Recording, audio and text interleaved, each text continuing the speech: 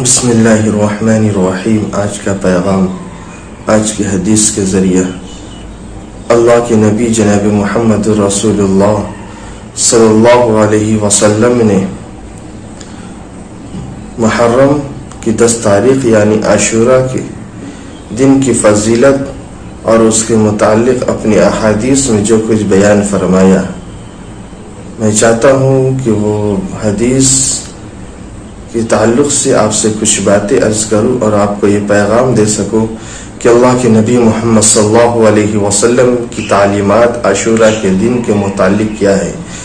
اللہ کے نبی جناب محمد رسول اللہ صلی اللہ علیہ وسلم نے اپنی امت کو ہر موقع پر ہر طریقے سے جو مناسب باتیں تھی اس تعلق سے اس چیز کے ذریعہ اللہ کے نبی نے صاف صاف اپنی حدیثوں کے ذریعہ سے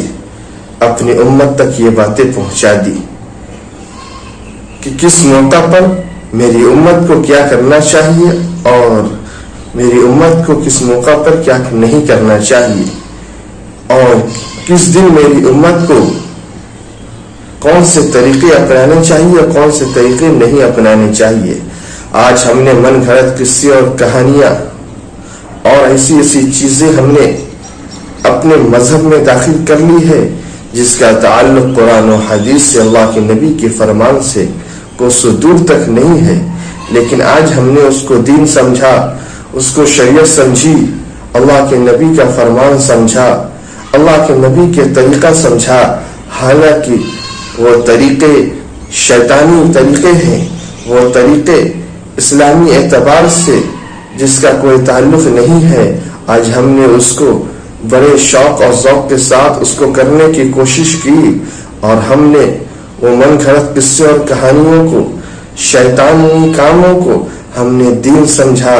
ہم نے اس کو شریعت کا کام جان کر کے اس کو بڑے اہتمام کے ساتھ کرنے کی کوشش کی۔ اللہ کے نبی جناب محمد رسول اللہ صلی اللہ علیہ وسلم نے عاشورہ کے متعلق جو باتیں ارشاد فرمائی، اللہ کے نبی جناب محمد رسول اللہ صلی اللہ علیہ وسلم نے عاشورہ کے متعلق اپنی حدیث کے ذریعہ سے جو امت کو پیغام دیا وہ یہ ہے۔ اللہ کے نبی جناب محمد رسول اللہ صلی اللہ علیہ وسلم نے فرمایا، قال النبی صلی اللہ علیہ وسلم قال صيام يوم عاشوراء إني أحتسب على الله أن يكفر السنة التي قبله۔ اللہ کے نبی نے کیا فرمایا، ذرا غور کیا جائے، صیام یوم عاشوراء إني أحتسب على الله أن يكفر السنة التي قبله۔ اس حدیث کو امام ترمذی نے اپنی کتاب ترمذی میں روایت کیا۔ نبی کریم صلی اللہ علیہ وسلم نے فرمایا، میں اللہ سے امید رکھتا ہوں کہ عاشورہ کے دن یعنی 10 محرم کے دن جو روزہ رکھے گا، اللہ رب العزت اس کے 1 سال پہلے کے گناہ معاف کر دے گا، مٹا دے گا۔ اللہ کے نبی جناب محمد رسول اللہ صلی اللہ علیہ وسلم نے یہ باتیں ارشاد فرمائی کہ جو شخص عاشورہ کے دن یوم عاشورہ کو 10 محرم الحرام کو روزہ رکھے گا، اللہ رب العزت اس کے 1 سال، آنے والے 1 سال جو ابھی آئے نہیں ہے، جس سال میں ابھی اس نے گناہ نہیں کیا ہے، جس سال میں اس نے ابھی کوئی کام نہیں کیا ہے، لیکن اس آنے والے سال میں اس بندے سے جو گناہیں ہوں گی،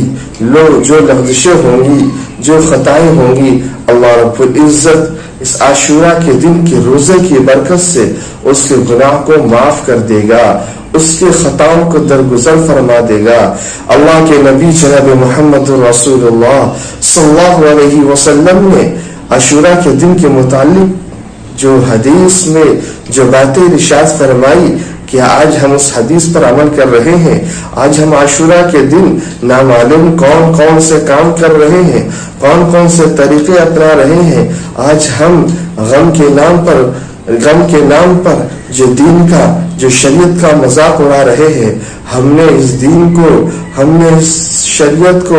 جو اپنے من گھڑت قصے اور کہانیوں سے گھیرے ہوئے ہیں، آج ہمیں چاہیے کہ اللہ کے نبی کے اس فرمان پر غور کرتے ہوئے اللہ کے نبی نے جو حدیث میں جس کام کو کرنے کی اپنی امت کو تعلیم دیا ہے، ہمیں چاہیے کہ ہم اس کام کو کرنے کی کوشش کریں۔ آج عاشورہ کے دن روزے رکھنے کا اہتمام جو آج ہمارے اندر سے نکل رہا ہے، ہمیں چاہیے کہ اللہ کے اس نبی کے فرمان پر عمل کرتے ہوئے عاشورہ کے دن روزہ رکھے، اور اس روزہ رکھنے سے اللہ کے نبی کا فائدہ نہیں بلکہ ہمارا فائدہ ہوگا کہ اللہ رب العزت 1 سال پہلے کے گناہ کو مٹا دے گا، اور اللہ رب العزت جب گناہ کو مٹا دے گا تو یقیناً ہمارے نام اعمال سے گناہوں کا بوجھ ہلکا ہوگا۔ وما علینا الا البلاغ۔